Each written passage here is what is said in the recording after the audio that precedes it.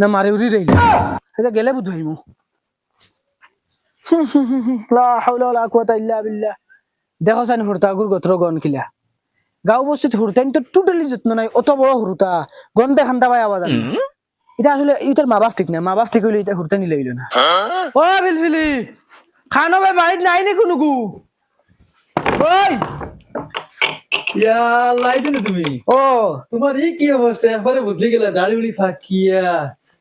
মাথা শুন নাই না কিটা বাবা ইয়া শুন নাই নি আমার ফুয়া খানো আমার জঙ্গা খানো হেও বাখানে বাড়ি দিয়ে আছে আচ্ছা